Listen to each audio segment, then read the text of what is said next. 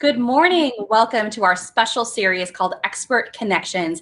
I'm Julie Holton. I'm the founder and principal strategist of mConnexions Marketing Agency, and I'm so glad you can join us this week for this series. We are bringing you roundtable style interviews every day as we talk about COVID-19, what it's been like during this quarantine period, and as we start to return to finding what we're going to call today our next normals. Joining me today for a conversation about marketing, business development, and sales are two of my very favorite women in the industry. We have Shari Pash. She is a membership and growth strategist. You can find her at sharipash.com. Shari is very well known throughout the US and Canada, especially for her work with chambers of commerce and growing their membership base and really working on focusing on providing those resources and education and the necessary things that businesses need to thrive. So Shari, thank you for joining me.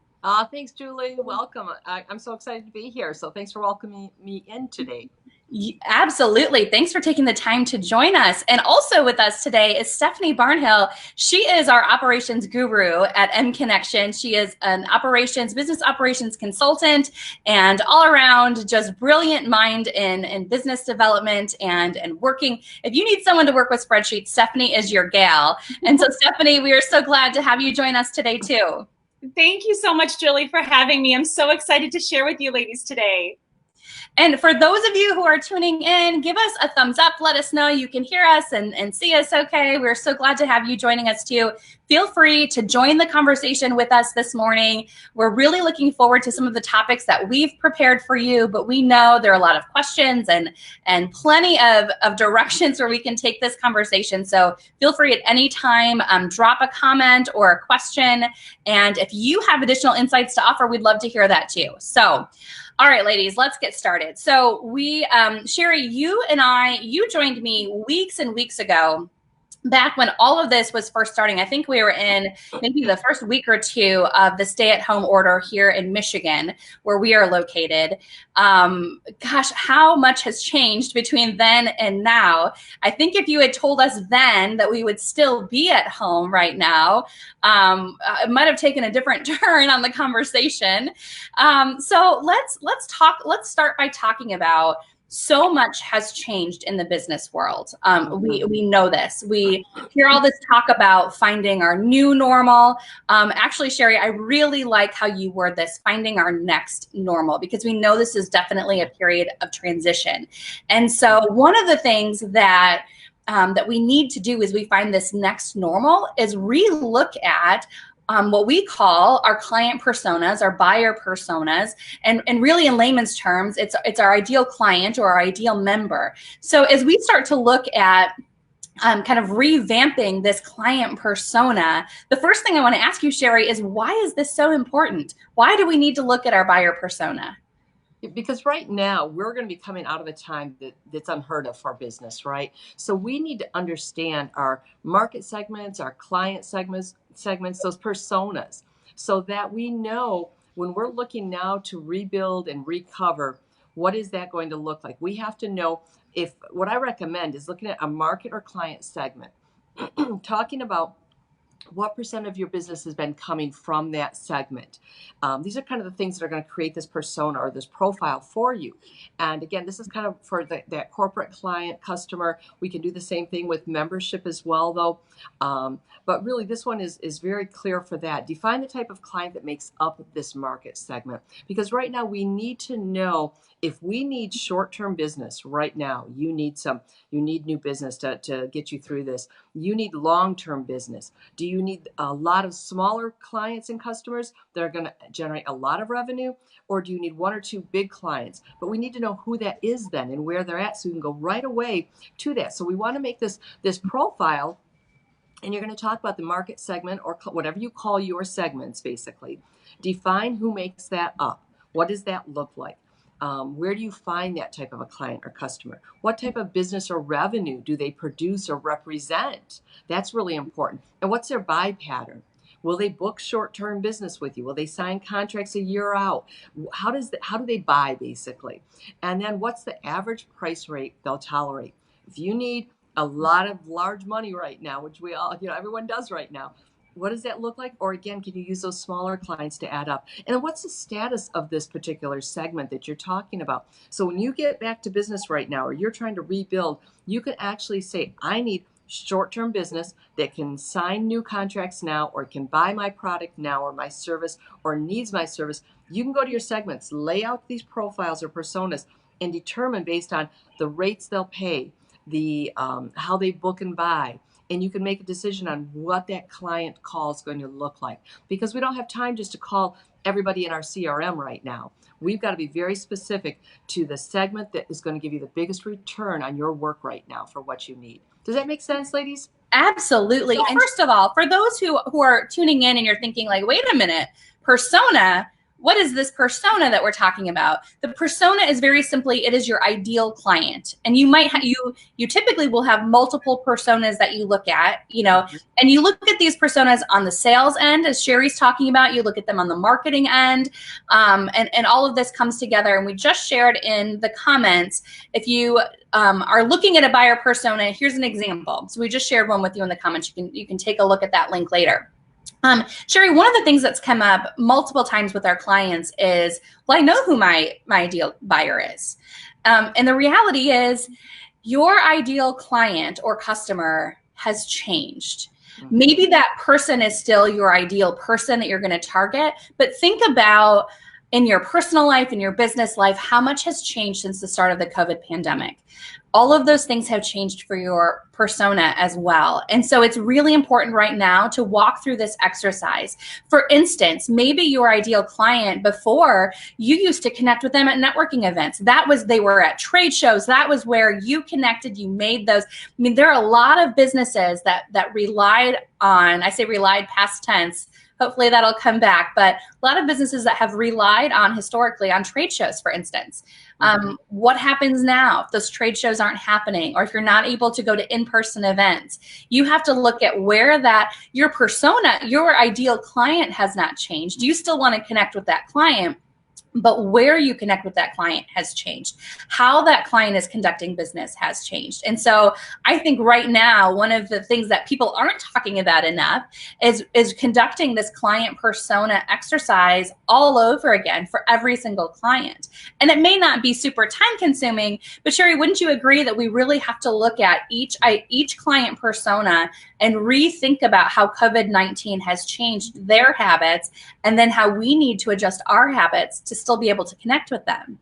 Exactly. And the thing is too, that top client that you had may have gone through such a financial hardship that your personas of a certain industry or type of business that was very strong for your company or for your organization, or if you have sponsors, investors, that money may not be available anymore. And your A client may have just changed. So it's really key to rework those personas based on today's reality of revenues, on staffing. They may not even have salespeople that are going to events anymore for you to meet and talk, sales to sales. So it is really important now to sit down and look at these personas or profiles of your individual industries, market segments, because it has all changed. There's familiarity there for you still, for sure, but it's time to update those and make sure you're doing business with who you need and want to do business with.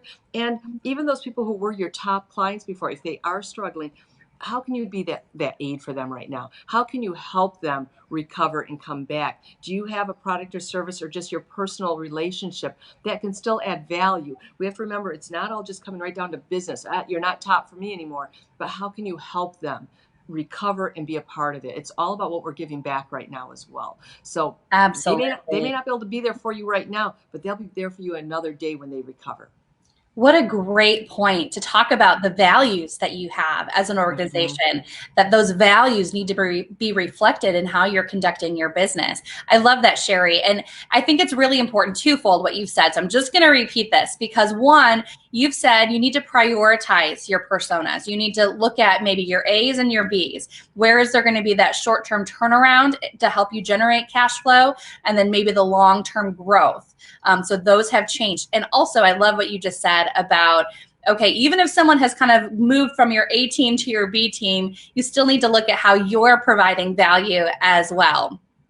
Stephanie, I want to turn and talk to you now about developing. So we're talking about our external personas. We're talking about how, as an organization, we're communicating and doing business with our clients.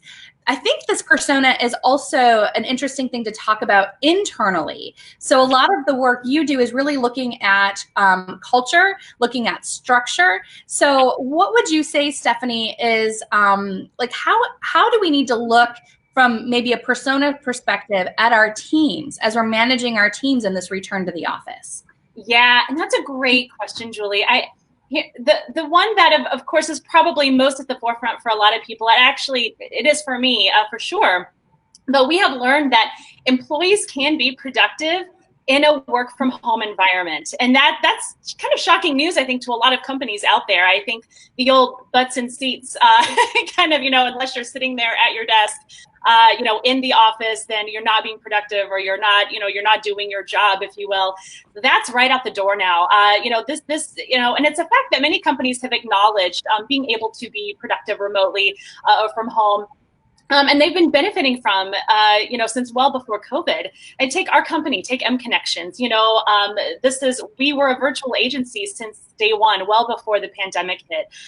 So generally speaking, people should be able to determine the best space for them to be creative, to be productive and engaged with work, as much as possible anyway. Allowing, and dare I say encouraging, employees to continue to work from home is a great option for many companies and their employees, not only now, but in the future, even once, things have settled down a bit. Right now, companies need to be very thoughtful and flexible when planning to bring staff back into an office space. I would just, recommend to have increased safety measures at the building and within the actual office environment, whatever that looks like for the particular company, following all of the recommended guidelines, for your industry, for your area. But some employees may be at high risk for COVID-19, or they might have people in their immediate family or that they're providing care for that are high risk and are concerned about being in close proximity to other people right now. And it makes sense. So I think making sure that employees have their own space in the office, making sure that you're following all protocol and guidelines, that you're communicating that effectively. Social distancing from others within the office is going to be vital. There's also the mental health, concerns of someone trying to thrive and be productive when they don't feel safe. So if someone returns to the office, they're trying to work, but they just, keep having this anxiety and fears of being, getting sick or spreading something that they, that they feel they, might be at risk for, then it's gonna really impact their being able to enjoy their work, being able to thrive, being able to be productive. So again, allowing people to work remotely or from a safe place for them can be really helpful moving forward to the best of the company's abilities. I just think companies need to strive to be as flexible as possible in shift scheduling, whatever that looks like for that industry, for their industry, transparent about the needs and concerns of the company, while also sharing their gratitude for their staff. So employees need to feel safe, but they also need to feel valuable. And when people feel valuable and when they feel safe and they feel like they're being heard and they're understood and their safety and health is priority for their company, then the trust and loyalty for the company builds, and then productivity goes way up. Oh, you packed so many really important points into that, Stephanie. Let's unpack a little bit of that, because I really love what you were saying so much. One of the things you said that I want to emphasize first is we're talking about people. And people are our most important assets. Shari, I know you say that. Stephanie, we all know this, okay? So, but we're also business minded. We own businesses. We get it. We always want to put people over profits, but profits are important, right? Another P word I'll throw out there is productivity. People are more productive when they feel safe, when they feel secure, when they feel valued. These are things that we know. Science tells us these things. Our bottom line tells us these things. It's something that we know at mConnexions as a virtual agency, that our people are very productive working in their own environments on their own schedule. So We were doing it before it was cool. We like to say. That's right. So important to talk about that. But one thing so Stephanie, you and another member of our team, Amanda, worked on a blog that just came out. It's on our website today. We haven't even promoted it yet, so you can get your first look at mConnexions.com. But one of the things that we kind of inserted into this blog is this idea, and maybe this is kind of an unpopular idea, but I'm just going to throw it out there because we are on Facebook right now, after all. Put your politics aside. Put your opinions aside. If you are a leader in a business or organization and you have a team that looks to you for your leadership, it doesn't matter what your personal opinions are about wearing masks, whether you're for them or against them, right? Like either way, our job as business leaders is to follow the regulations that get put out to our businesses. And I think that as leaders, we have a responsibility to make sure that our team feels safe, that our team feels that, hey, one way or another, like we're going to follow these guidelines. We're going to make sure that that you're safe. We care about you. We care about you going home to your families at night if you're in an office situation, that we care about how you're interacting. If you're interacting with our clients, we care about our client safety. I mean, all of those messages are so vitally important right now.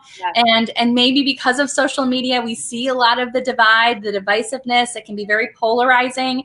But I really think that at the end of the day, put your politics aside, put your opinions aside, and look at what the rules are that we have to follow to get our businesses back up and running or back open to the public, and set that good precedent, be that role model for our teams. Stephanie, I really loved you talked about mental health. And we won't get fully into all of that, but you can look back at our interview from yesterday. We had two incredible mental health experts talking about this. And the reality of this pandemic and the mental health status is this. Even for those of us who feel, for the most part, pretty good on a daily basis, every single one of us is going through stress, heightened anxiety, heightened worry, some more than others. But that's something that I really think the business world needs to talk about, because it's vitally important when we talk about bringing our people back to work, or back to the office. Our people have been working. But it's one of those things that, we also need to keep in mind when we're interacting with our clients, with our customers. How are they doing? It's not just about making the sale. And Shari, you said that so eloquently when you were talking about the personas. It's showing that value, even if they're not your number one customer right now from a business perspective. So Stephanie, you really made some incredible points there that I think are so important. And also, hey, if you're a numbers person, at the end of the day, your numbers are going to be better. People are more productive when they're happy and they're healthy and they feel valued. Yes, absolutely. I mean, when you're healthy, you're not missing work. You're not, having to go to the doctor's office as much. You're not, suffering from pain, likely not suffering from pain. So you're in the office more, you're productive more. It just is better all around for everyone. And productivity, we know, translates into providing better products and services. Again, when our team is performing, we're able to provide better products and services for our clients, which makes for a better business. Shari, there's been a lot of talk about finding our new normal. I love your phrase, our next normal. Tell us about those next normals, especially in sales and business development. We know that, for instance, right now, face-to-face meetings are out. So where do you find prospects? It's funny you said that, right? The new normal is what we're in right now during COVID. In the past, we're not going to see again, at least not for a long time. And so that next normal is what's our next way of doing business? And that's exactly right. To find those prospects, we're going to use some of this data that we've been talking about, using those personas to find out first, who do we want as a group, as a DNA, if you want to call it? What's the makeup of who we want to add to our prospect list? And then when we start to look at that, look at our lead sources in the past. What worked to bring us those types of clients? If it was events and it was networking, we know we have to do some digital events and digital networking and some other ways that we're going to do that. So we're going to talk a little bit about that. We know if we need short-term revenue, go to those personas. So truly, to target the ideal DNA, you have to understand what you're looking for before you get them to your prospect. But once you know who it is, There's a couple tools. One, LinkedIn. You all know I love LinkedIn. In fact, on June 9, I'll be doing another LinkedIn training, so be sure to go to my website and sign up for that. But now we've got to look at how we digitally get in front of people. We've got to hang out where they're hanging out. And if that ideal client is in LinkedIn, because that's at executive level, if you're looking for that, or if they're hanging in Instagram, but wherever they're hanging out, you've got to hang out with them. You also have to be able to truly be able to sell your relationship with them through phone, through what we're doing today, virtually. I work with a lot of people who say, I'm just not techie. And unfortunately, we have, as you can see what we're working through today, we have to all become techie in order to really move into this virtual world that we're in right now. Another tool I'd like to mention, if you are looking for prospects and you know your DNA, there's a free tool out there that many people do not use. It's called Reference USA. I don't know if any of you ladies have heard of this, but it's free through your library. If your library does not have the tool, go to a library and keep looking online till you find one that has it under business resources, and then it's free. You can put into this database, which is very accurate, the size company you want, the revenues you want that company to have, their credit rating. You can put in, I forget what I've said, how long you've been in business. There's like 40 or 50 things of criteria, different geographic locations. Anyway, you can find some amazing prospects through this tool, then use that tool and put those names in your LinkedIn to see, okay, now that I've got a company, let me look them up on LinkedIn and build the relationship with a person at that company. Now I can see that this company, I can learn who they really are as people because of what they're talking about on their insights within their LinkedIn company page. Now I see the CEO or the VP I want to connect with. I don't just connect with them maybe on LinkedIn, but I might now use this as a source for rapport building through a phone call or email, and then go back into social media. So a lot of different steps they can do, but I feel those two tools together make an amazing ability to virtually build a prospect list. I didn't get to walk into that networking event, but I got to go into Reference USA and find 10 new companies to digitally build relationship with. And some people will say, I don't want, should I let people on LinkedIn know I'm looking at them? When you went to those events, you didn't wear a paper sack over your head. You walked into network and shake hands. So shake hands with your LinkedIn profile now. And that's what we want to be doing more of. So that's how we can still find new clients and customers. Also keep your brand, which is what Julie is such an expert in. Keep your brand strong out there so they come find you as well. You want people inquiring, looking for you. And that's where I'm on the sales side, Julie and Stephanie on that marketing side that really help you know who and how they're going to find you through some of that marketing brand. Shari, I love when you talk about LinkedIn because every time you talk about it, I learn something new about prospecting because it's a different, LinkedIn is such an incredible resource for us in so many ways. And when you're using it for marketing, you're using it in a totally different way than you are when you're prospecting. Yeah. And I'm just going to emphasize, I did not hear you say that you should just start spamming everyone on LinkedIn with your cold call type sales message. No. You're talking about using it as a tool to start building a relationship, which is so important because, oh my gosh, the other way just does not work. No, it's kind of like the telemarketer at that point. It's like, no, we're using LinkedIn to pull data out. I want to know the companies and the people I now want to begin a relationship selling experience with. Oh, and Shari, you mentioned that you have an upcoming on June 9th, I believe. Yes. You have at 10 a.m. you have a LinkedIn training session. I just put the link, the events link there. Oh, thank you. I'll have to update that later to help it make sense. But that's the direct link to sign up for that training, and I highly recommend it because Shari could talk all day about LinkedIn, but we're not going to let her. But such a great tool. And Shari, I love how really the point is to start thinking outside of the box. I mean, we've had, more than 2 months now of this as we're adjusting to this next normal. We know, there's very little that we know long-term, but we know enough to know that we're not getting back to normal anytime soon. So now is the time to really start making these adjustments and to see creatively how we continue to connect with prospects. And I really love that idea. And one thing I can add real quick, Julie, is that it's especially when we used to go out on sales calls, you could look at the person's office. You could see their face more. You could build rapport building pieces just from what you saw walking into their office building. Where now, how do you find that rapport building? And you've got to use this social media tool to learn what's important to this person, what's their personality, and use some of these tools when you're warming that call up so there's no cold calls. You've got it warmed up by what you've learned through their LinkedIn profile or if there are other social media too. So. Oh, Shari, that's a topic for another day. I think we could do a whole segment on that. I mean, we talk about like the DISC analysis and assessing people's personalities. How do we do that now in a virtual world?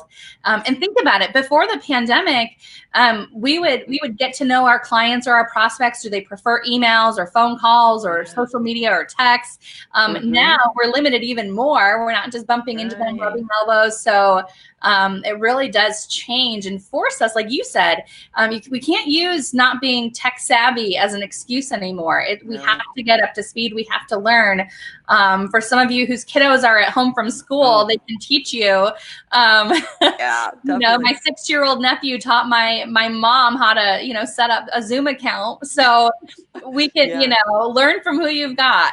And Julie, you said a good point about the DISC. There's some things you can so easily do. Like if you see somebody talking with their hands, talking fast, I'm fast paced, high energy. I need to talk to them in regards to a sales relationship or experience in energy, in fun, in activity. Don't just give me a bunch of data and details. I need those and I love those, but I live on this fun and excitement piece. So you've got to be able to read and how do you read them with just a couple questions in your head when you don't get to even see them maybe? You can still tell by the conversation and the words they use and things. So I think that could be a really fun session. All right, we're going to get that one on the books. I want to watch that one. Yeah, that's great. Shari, a lot of the things you're talking about is adaptability, being a flexibility, some of these keywords that businesses really need to look at and adjust and change with the times. Stephanie, I want to ask you about this. Could there be, and I hate to, sometimes I hate to use this cliche, but it's so true. Could there be a bit of a silver lining in some of this as far as giving people the push, business leaders the push? And I'm going to jump back as you nod your head. I'm going to jump back to a comment from someone you know very well. Seth says work from home can be the new normal. Absolutely. Flexibility with employee work from home practices should definitely continue with companies that can allow it. And Seth was actually one of our guests several weeks ago. Seth works, he's a creative director at a marketing and advertising agency. And I know Seth has been a big proponent of work from home and flexibility. Stephanie, do you think this could be the silver lining that really starts to push businesses to make some of these changes? Oh, I think so, and I hope so. It's a great question, and it's something that we've been thinking about a lot. In my own home, thinking a lot about in these next steps. I mean, I think that companies are given, if there is a silver lining, and I think that this is certainly one. Companies have been given the perhaps uncomfortable opportunity to really quickly get their tech up and current, like, okay, now we have to have a Zoom account or some other conferencing account. And isn't that the truth? Yeah. And now we have on our resumes now. Exactly. It's this whole new skill set, right, that we're building and getting the hardware too. Okay, now we got to have a tablet and a computer for this person or that staff member. So I think that we've done what a lot of companies have done what it takes to kind of, get set up, at least short term. But I think there would be huge benefit in allowing people to work remotely moving forward, at least in some capacity. And there's going to be people watching this that are like, but I don't like to work from home. I'm ready. I want to get back. I'm extroverted. I really love getting together with my group and brainstorming. And that's a beautiful thing. And hopefully someday safely, we can get you there. But also, there are lots of people that, would rather not commute and drive an hour into work every day, if they don't have to, or if their work can be done, safely, but also just, they can be productive and creative from home or another place that's in their own community. If they do have to travel for work, then let them, encourage that, because that's going to be better for the employee. They're going to have time back in their day, less money on gas and fuel for their cars, right? And, I think that if companies got really kind of innovative, they could say, okay, there's these 2 days a week or 1 day a week where no one comes in the office, unless absolutely necessary, because that saves in overhead fees. If you can take 2 days a week and not turn the lights on, not turn the heat on or the AC on, or not have to pay other staff to be in office, or security guards, things like that, where they can monitor a different part of the building, then that's saving the company overhead costs, and those really do add up. So there are benefits to allowing people to be more flexible and to, work on your schedules a bit and let people kind of live their best life, which also means they can live their best work life too. So I think there's a lot of benefit coming. mConnexions, I just want to say again, I think that companies want to be able to serve their clients, their prospects, their customers in the community to the best of their ability. And with mConnexions, Julie, this is something that you took on immediately. When all of this pandemic started, you saw that there were people, businesses in the community and outside of the community that really needed consult. They needed to hear from other professionals and experts. So, Julie got, the expert Connexions, what we're doing right this second, up and running at a time that was so crucial. I mean, talk about being innovative and ready to take everything on when people needed it the most. And clearly they still need it. I mean, we've gotten so much positive feedback and testimonials about how helpful these expert Connexions have been for people and for businesses, and they continue to be. So I think the more we become innovative and forward thinking, then the more we're going to continue to move in that direction, companies of all size and in all industries, and it's going to better them. It's going to better the community. It's going to better the employees and staff. I just see it as a win-win as long as we take on that responsibility and we maintain it and continue to work to improve it. It's always about taking the negative and turning it into the positive. And I love how you talked about looking at innovative ideas. When we look at the recession, we look back at 2008, and we talked about this in a previous Expert Connection series. When you look back at what was happening during that recession, we saw the birth of companies like Uber, Airbnb. Yeah. And so when you look, it's I think, of course, we're focusing on our own businesses right now, but it's also interesting, I think, to think about what's being born that we don't know about yet, what's happening right now that's going to change our world for the better in the long term. As you talk about innovative companies too, Stephanie, I think some of the businesses that have been thriving right now are those that were very forward looking to begin with, that were looking ahead and willing to kind of step out of the mold and try something new. One great example would be a client of ours, GRA Benefits Group, and their ability to actually right now during this time provide insurance agents with an online accessible portal, an online benefit admin system, and to cut paper out of the equation. And when we think about going paperless now, it has a different connotation to it when you think about COVID-19 and you think about protecting ourselves and safety and not being able to be in the office or not being able to sit down face to face. Who wants to print off a 90-page report for a meeting when you can have access online, especially when that meeting is virtual? And how do you get those papers to the people that are in the meeting? So I think some of these really innovative ideas are really being pushed to the forefront right now out of necessity. So it's something for us as businesses to be thinking about how do we change our policies? What policies need to be changed? What things could we or should we be doing within our businesses to be more accessible and to allow for this flexibility?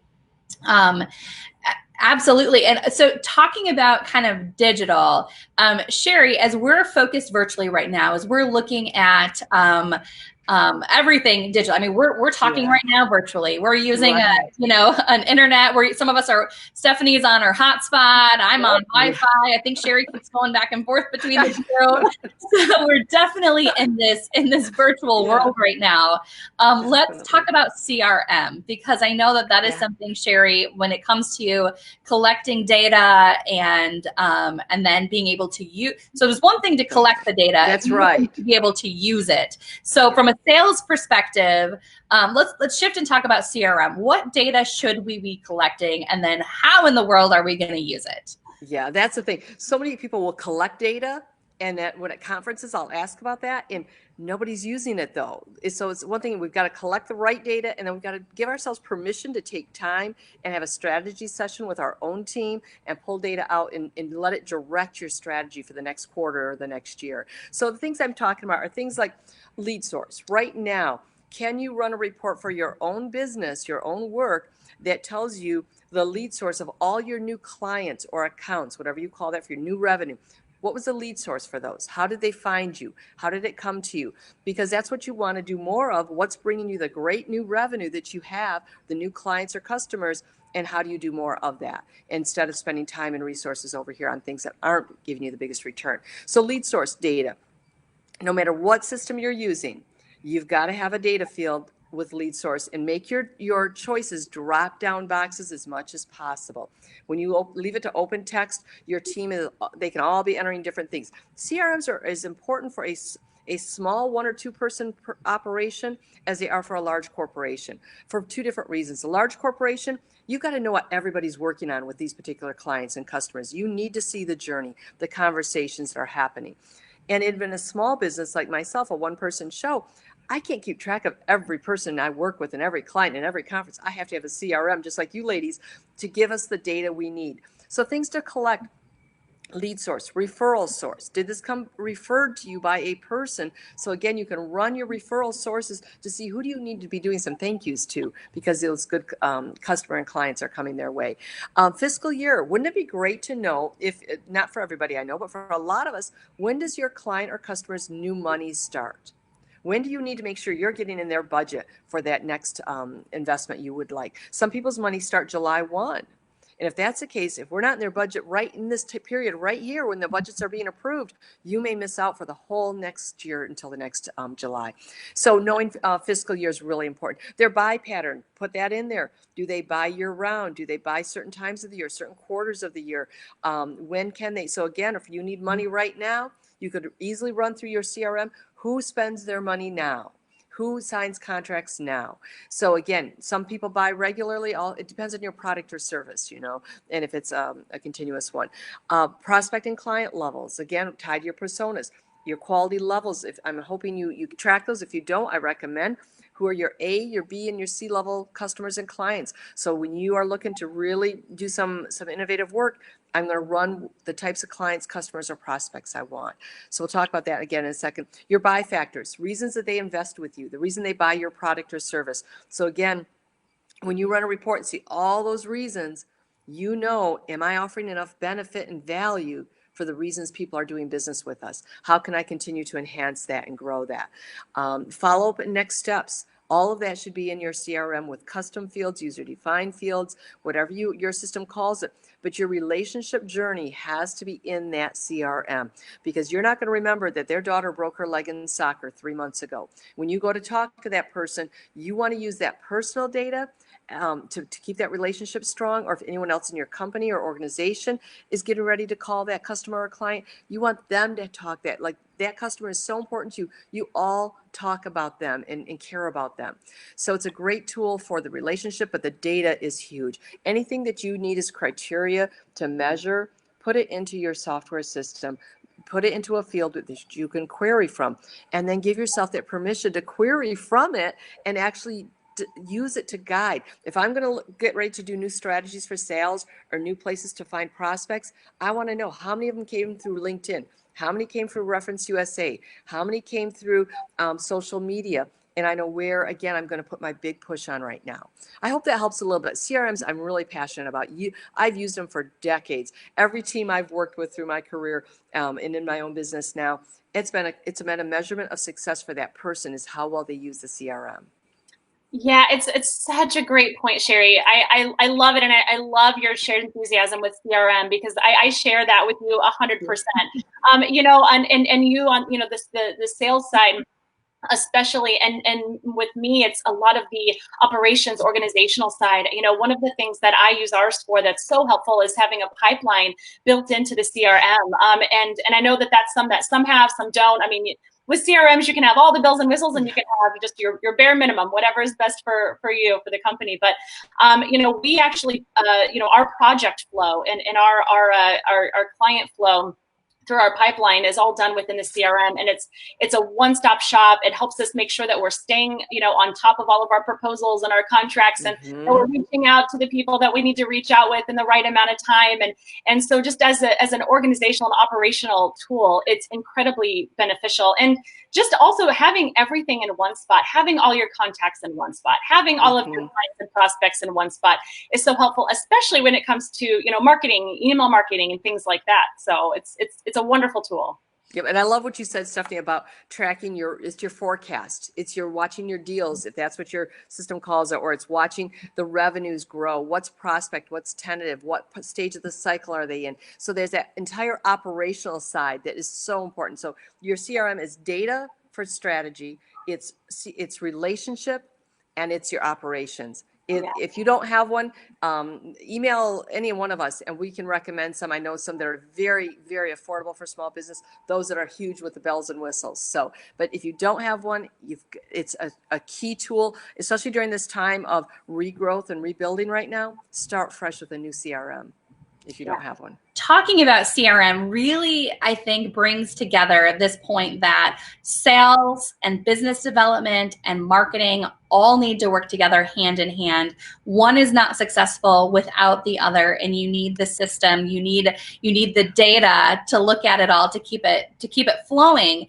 Because I'll inject that marketing. We use our CRM in so many ways. Operationally, as Stephanie described, we use it as Shari described in kind of our sales process, our pipeline.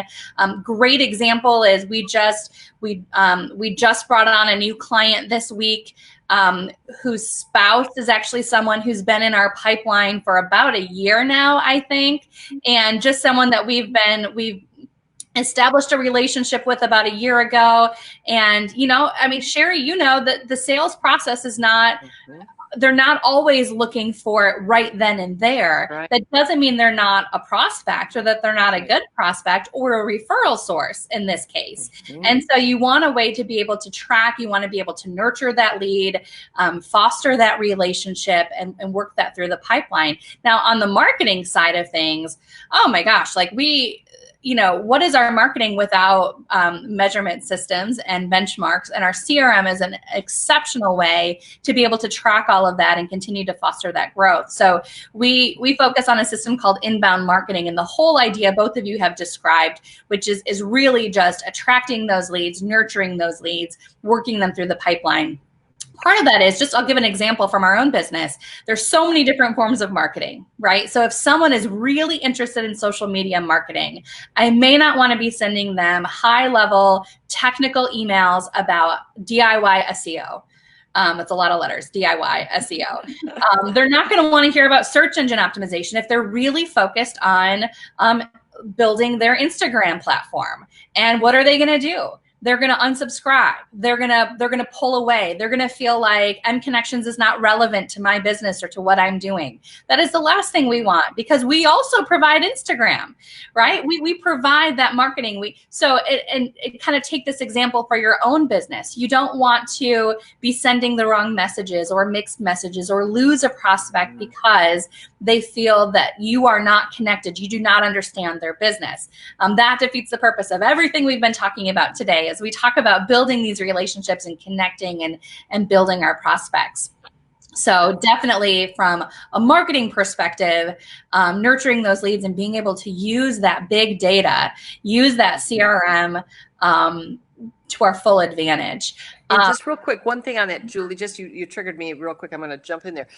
Is that you want to be able to pull that member or client record up in your CRM. You're calling them or they've called in. You want to pull that up and be able to see this data, what's important to them. Instagram or some high-tech thing they're looking to do. Is it important to them for what product or service you offer? So immediately your conversation is relevant and it looks like you know exactly who you're talking to. When you have hundreds or thousands of customers and clients, you have to have that data. So make sure it's in an easy to use format. You can pull it up as you're answering the phone or calling out, and you literally have the information you want to use in that relationship right away. So important, Shari. I'm glad that you brought that up. and I know you gave the example of, if your client has a daughter who broke her leg, you want to remember that. And we're busy people. And so it might not be that you've forgotten or that you don't care. I mean, of course you care, but you've got so much going on. Have a place where you can keep track of this. You can check in, the ups and downs, because, especially right now with COVID brain, we talked about that yesterday, just with the stress and trying to keep everything straight. We can feel like we're in a time warp. And so use that, of course, to your advantage to be able to keep track of these things.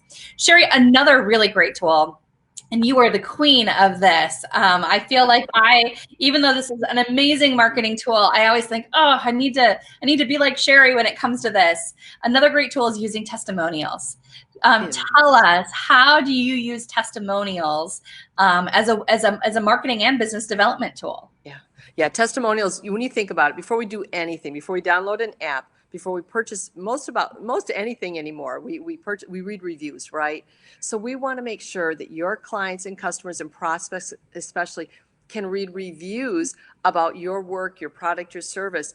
And so having those testimonials, I do firmly believe that when you send an email to a prospect especially, you need to have a testimonial under your signature or right in the body of the email that is talking to that particular prospect. Either their company looks like this company, they're going to use a product or service that you offer that this prospect would have an interest in, and the testimonial is talking about that. So you want to make sure that basically you're matching testimonials to the person you're emailing and put those right in there, because if you're looking to get a sales appointment, a phone call appointment, that's what we can hope for now. We can't hope for those in person, but you want a phone appointment with someone. That testimonial may get you that appointment more than anything you've written about your company or what you do. So we want to definitely use those. So as you gather those, a lot of people go, how do you get testimonials? I hate asking for them. We all in our business day get emails or phone calls where someone's complimenting, oh, you guys saved my life with that last post, or that for you guys marketing wise, or, oh my gosh, I met so many people when I attended your virtual networking the other day, or, I saved so much money using your insurance program. So whatever the thing is you're getting there, you want to turn that around and kind of, don't change the wording, but make it read like a testimonial. Email it back to them and say, would you be comfortable if I was to really use the words you've shared as a testimonial to help other businesses have the same success you found? Or, I'll promote your company while I use your name in all my different emails and on my website and in my social media. A lot of my chambers will do something like that because it's really important, that exposure.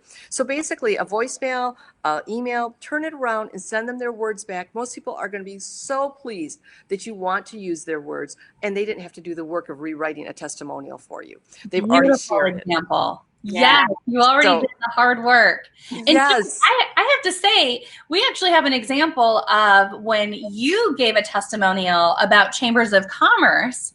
You unsolicited, you sent them, you posted something, and they were actually able to turn that around. And it was something, so your testimonial can also help generate new business. So think about that, give some, get some, right? That's right. And make sure we're giving that praise. Yeah, if there's somebody, one of your clients are struggling, see if giving a testimonial would add value to them or not. That's something easy we can do. You can collect those again through your LinkedIn recommendations or just through emails. But it's a strategy. Have a testimonial strategy for your company or your organization. What are you doing with testimonials? Using them put them on a Word document by category. Get those into your client and customer emails, as well as get them in social media. We're so blessed to work with people like this and show what they said about you.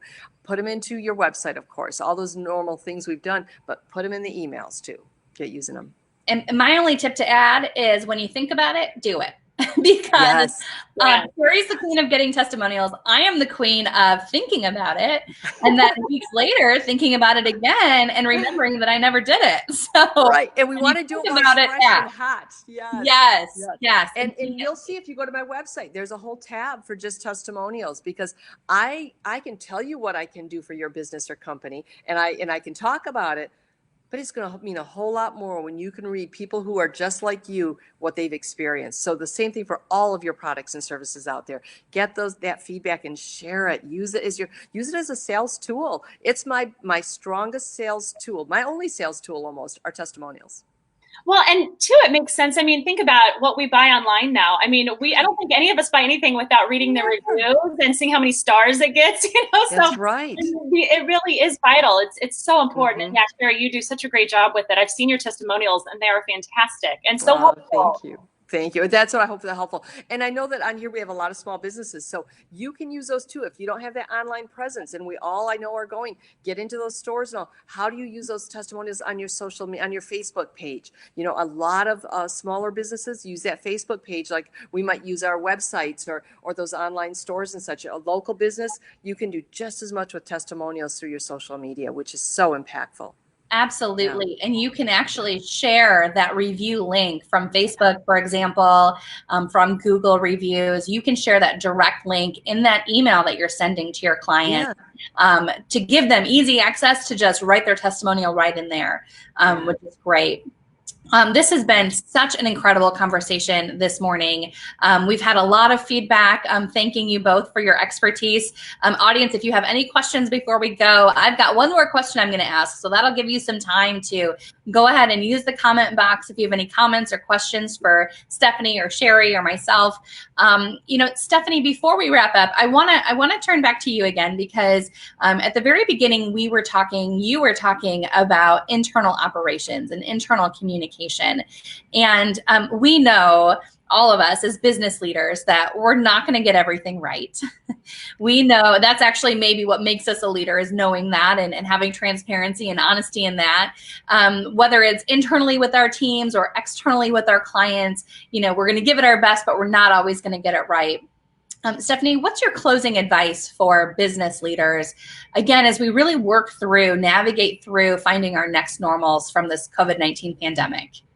Yeah, good question. So I think, you know, the take home for me, really, when it comes down to what we've been experiencing and looking at these next steps with businesses, you know, reopening or bringing people back to the office, is really the importance of communication, effective communication. So, and that starts with leadership, right? So having communication that brings people together, that's you know, transparent, that's honest, that's reassuring from leadership within companies is absolutely vital.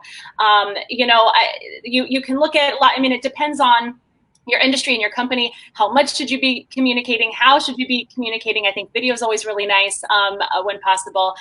So all of that is going to kind of depend a little bit about, you know, on each company. But as long as, again, honest, transparent, reassuring, uplifting to the best of your ability, you want people to feel as good as they can in a really uncomfortable and stressful situation that we're all experiencing right now on some level. So I think that's paramount, that staff need to feel valued and appreciated, like we talked about, especially in a time of crisis, as we also go through this personally too, and trying to figure out to predict and prepare for what life is going to be looking like in the days and weeks and months ahead. So communication should also be unifying, including language that is based on company values. So whatever your company values are, whatever your company mission is, making sure that those communications are bringing that and aligning with that, so it is authentic and meaningful and inspiring for your staff.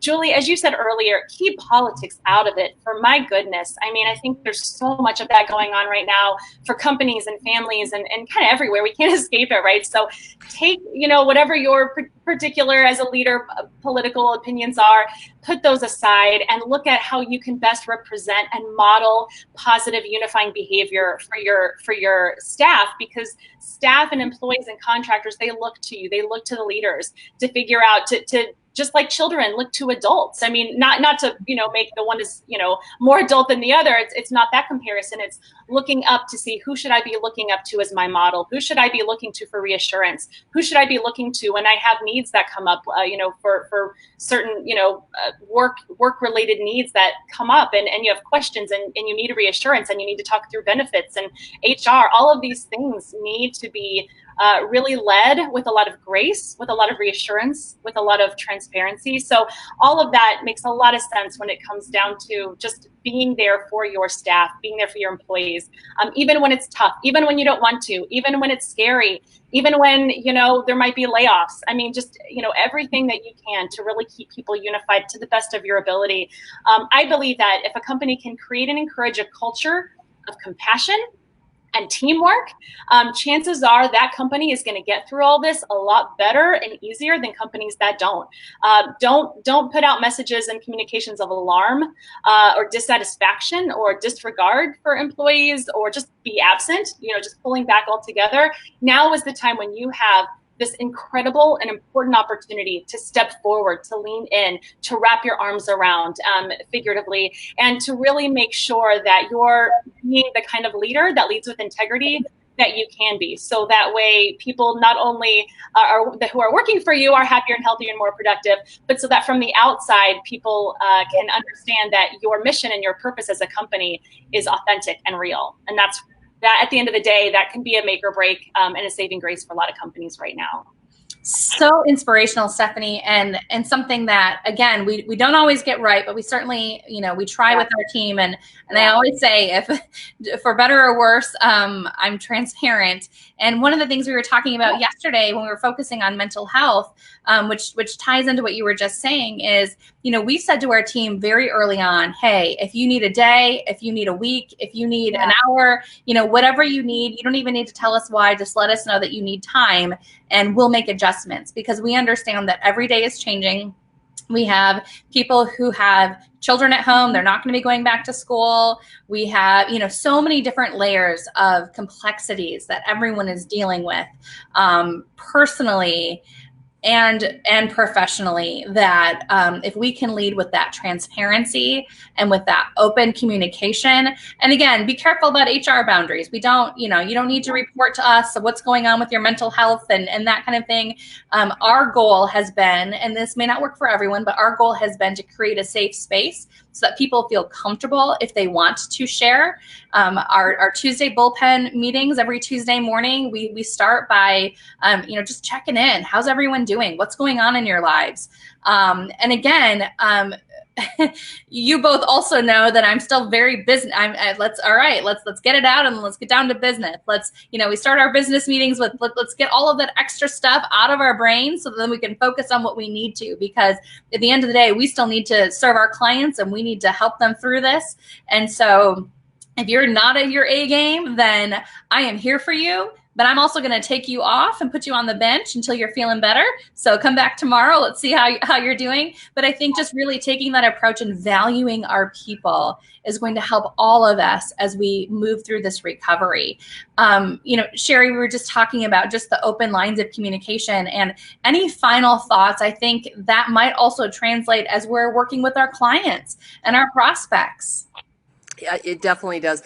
Which I was listening to you and I'm going, so much of that would be exactly how you'd be dealing with your clients as well. Having that empathy, being authentic. And I think that's a lot of it, is realizing that they're trying to find their way. Yes, you're trying to get back to your sales, because everyone in sales that's how they earn their money. But we have to have that empathy of what they're going through and be transparent on what this has done to your own business and your own company as you're talking with your clients. So really everything Stephanie was talking about, how you would go with employees, you want to do that same thing with your clients. Now, it all depends on where your relationship is with your customers and clients. But if you are very relational with them, that transparency is so important. And everybody right now is going to appreciate that. When you build that relationship so that they feel they can be transparent with you also, and very authentic with you. Absolutely. Such a great point. Mm-hmm. Shari, thank you so much for joining us today. ShariPash.com is the best way to connect directly with Shari.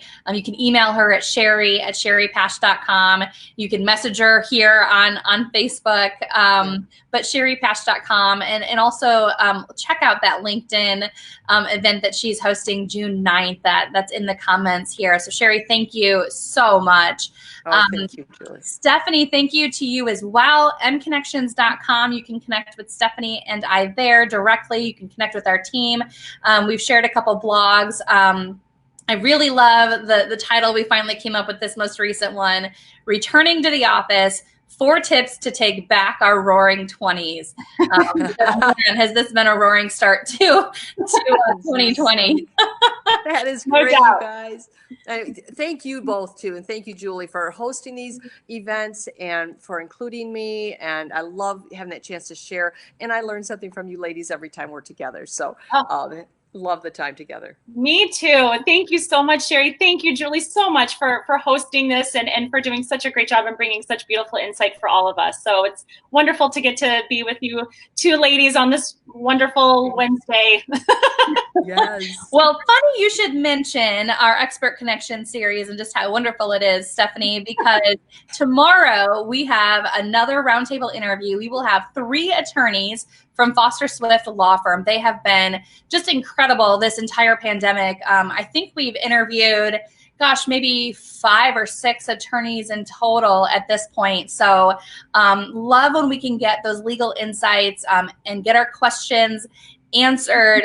They've been so gracious giving their time and their insights to us. So you'll want to join us tomorrow. We're going to have 3 attorneys from 3 different practice areas talking about a range of topics. So come prepared with your questions. If you have questions about the PPP loan forgiveness, if you have questions about employment law, as you maybe are preparing to get your staff back into the office, if you have questions about business contracts made before the pandemic, during the pandemic, you name it, we're going to talk about it tomorrow. So thanks to Foster Swift for that. That'll be tomorrow at 11 a.m. And a quick plug for Friday. We've got one more interview, one more roundtable style panel on Friday. Ladies, you're going to love this. We have 2 business strategists who are going to join us. They work in different capacities here in the greater Lansing area, working with businesses of all sizes. So we're going to just really kind of have a brainstorming session and talk about what are they seeing that's working, what's working better than maybe other strategies right now, and what do they see coming as we look down the road and how businesses should be adjusting. So should be a really interesting conversation there too. So thank you again, both of you, for joining us. Thanks to all of you. If you have questions as you're watching the replay, feel free to go ahead and ask those questions. We keep up with the comments, so feel free to connect with any of us. And we will see you back here tomorrow morning at 11. Ladies, thank you so much. Thank you. Thank you.